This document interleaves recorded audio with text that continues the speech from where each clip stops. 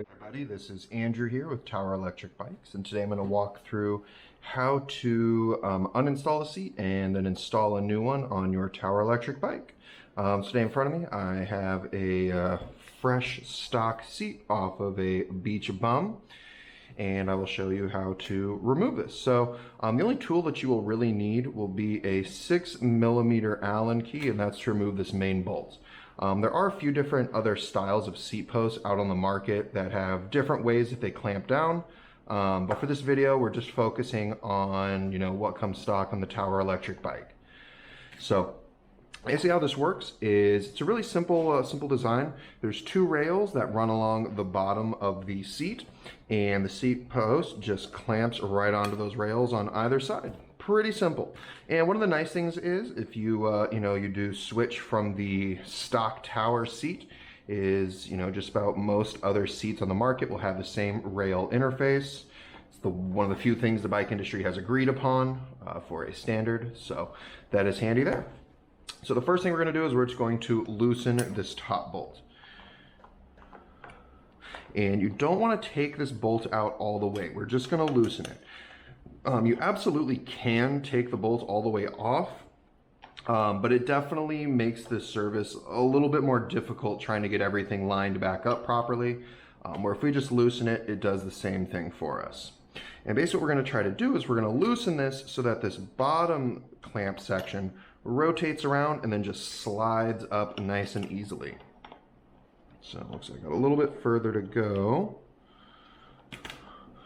All right, and there we are, a removed seat post and seat. So let's pretend this is your fresh brand new seat that you were getting ready to install. Your seat post should realistically already be loosened because you just took it off from your old seat. So what we're going to do is the same way we took it off, we're going to put it back on.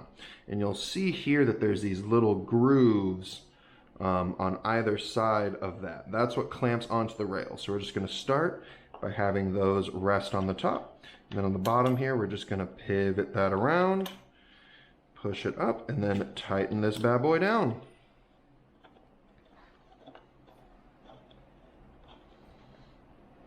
And you want to be sure to get this extra tight.